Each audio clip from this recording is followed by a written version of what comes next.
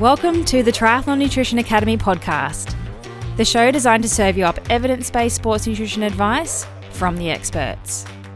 Hi, I'm your host Taryn, accredited practicing dietitian, advanced sports dietitian, and founder of Dietitian Approved. Listen as I break down the latest evidence to give you practical, easy to digest strategies to train hard, recover faster, and perform at your best. You have so much potential, and I want to help you unlock that with the power of nutrition. Let's get into it. Welcome to the last episode for 2021. I can't believe the year is over. 2021 was a pretty big year for me at Dietitian Approved. I launched this podcast. I launched the Triathlon Nutrition Academy. If you haven't listened to it yet, go back and listen to last episode where I gave a bit of a review of the year that's been. But I'm pretty excited to see what 2022 has in store for us. But before that, I really need some time out. I'm bloody exhausted. So we're actually going to take our first break for the year. I know it's bad, isn't it? And tap out for a good month over the Christmas New Year break, which I'm so excited about because I'm just so tired.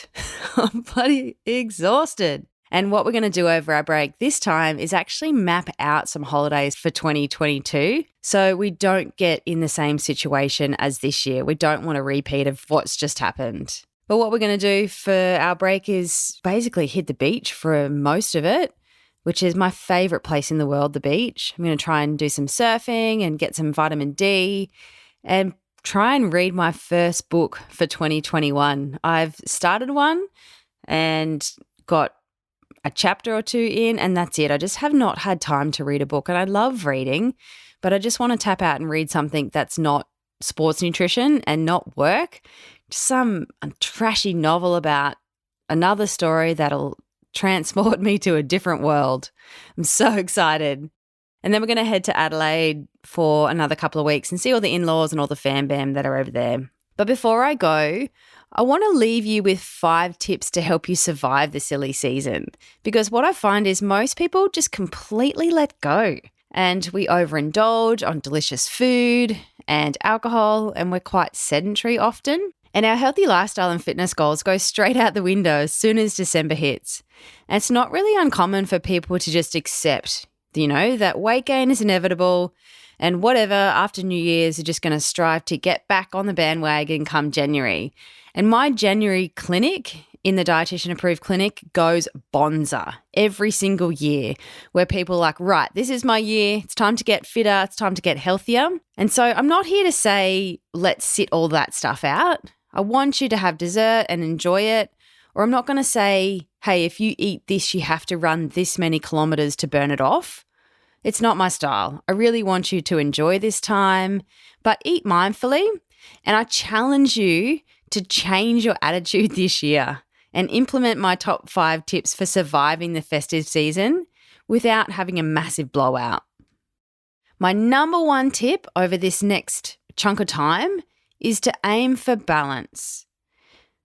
This holiday period provides huge opportunities to overeat and overdrink, which is fine. It's a special occasion, but our occasions are always centered around food generally. We are social with food and alcohol in mind. So I want you to aim for some balance in that. It's not a reason to eat as much as you can, despite our competitiveness, or get your money's worth from parties and gatherings. We tend to have this all or none approach, and we forget that we don't actually need to eat and drink to extremes. For once, it's not a competition. I want you to find a comfortable middle ground where you can still go out and have a great time, but try and minimize the damage by going overboard. Make healthy choices when you can, and when you can't, that's fine. Don't feel guilty for it. Just make sure you sit down and relax and enjoy, because it is Christmas after all. Number 2, have a plan. I want you to be smart and think ahead. Have a plan that will help you stay in control and find that balance of your food and your drink choices rather than just tapping out for the festive season. So if you're looking for some help, I definitely encourage you to get the Festive Season Survival Guide. It's not expensive. It is some of my best work, actually. It's a massive 63-page document that really gives you some tips for staying healthy through the festive season, eating mindfully, helping you to have a plan and do things like navigate the buffet. And if you're entertaining, there's some really great advice in there from a dietitian around how to cater yourself or how to manage the everyone bring a plate type situation or catering options as well. So no matter what's happening for your Christmas or festivities, there's something in there to help you. And the best part, it has a massive recipe index in there as well. So there's 36 dietitian approved festive type recipes that aren't in the recipe database. There's 12 starters. There's things like my auntie's famous cob loaf dip. There's baba ganoush. There's cucumber bites. There's a Christmas tree vegetable platter. And there's my dietitian approved entertainers platter. Then there's 12 mains. So it shows you how to make a basic roast chook. There's 3 stuffing ideas. There's maple glazed ham. There's a whole snapper, a seafood platter, prawn and mango salad, a summer pork salad, and my dietitian approved potato salad in there. So a healthier version of the generally high fat potato salad.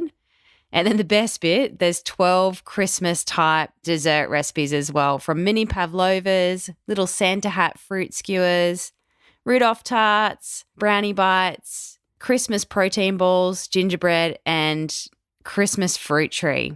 So if you need help finding balance over the festive season and are looking for recipe inspo, then this is for you.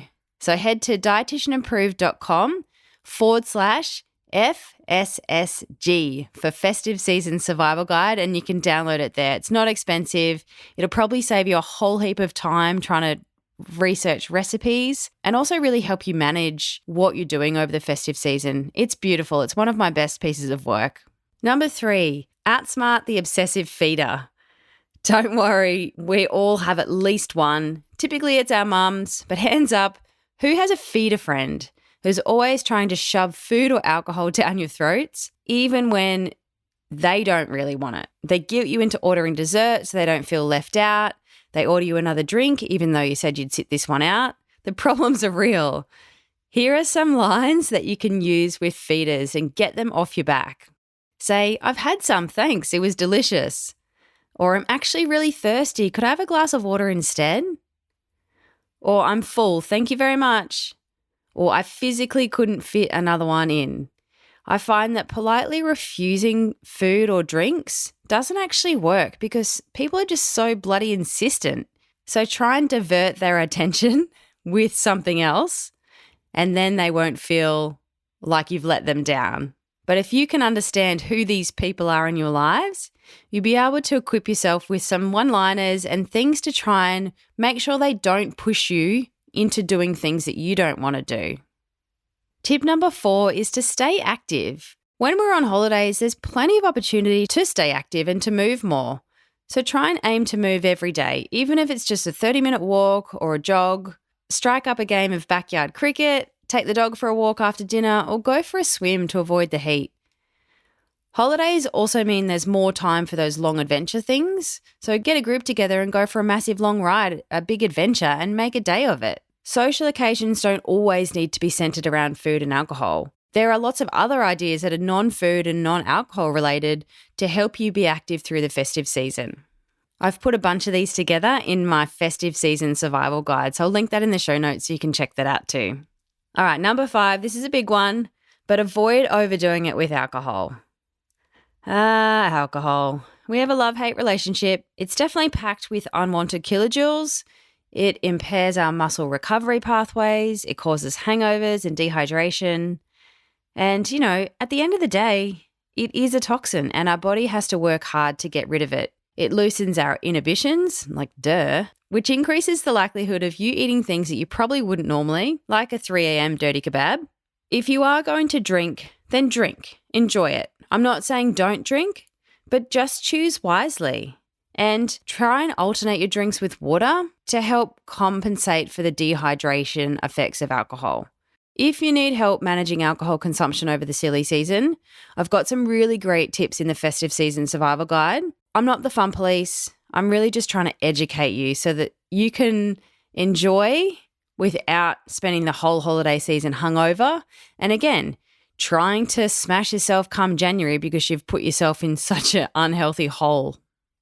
maybe go back and listen to the alcohol episode I did with Ben Desborough as well, just before you go out for a massive drinking sesh, and see if that helps to change your mind. So they're my 5 tips. If you're looking for more, the Festive Season Survival Guide has way more. But my take-home message for you is not to let the silly season call the shots. I want you to make some healthy decisions when you can, and rather than switching off, try and find some balance and remain in control of your choices.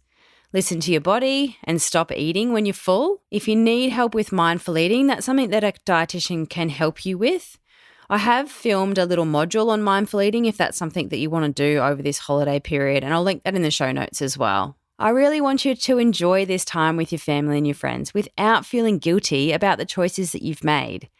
I encourage you to find some balance between enjoyment and being loose, but then also being too hard on yourself, because then you miss out on the fun altogether. And I want you to not feel guilty for making food and alcohol choices. I want you to be in control of that. And hey, if you choose to eat a whole pavlova, eat a whole pavlova, but then don't beat yourself up for doing that later. Be kind to your body. It's the only one you've got. I just want to say Merry Christmas and Happy New Year, and I will see you back in 2022. Thanks for joining me for this episode of the Triathlon Nutrition Academy podcast. I would love to hear from you. If you have any questions or want to share with me what you've learnt, email me at podcast@dietitianapproved.com. You can also spread the word by leaving me a review and taking a screenshot of you listening to the show. Don't forget to tag me on social media at dietitian.approved so I can give you a shout out too. If you want to learn more about what we do, head to dietitianapproved.com. And if you want to learn more about the Triathlon Nutrition Academy program, head to dietitianapproved.com/academy. Thanks for joining me, and I look forward to helping you smash it in the 4th leg. Nutrition!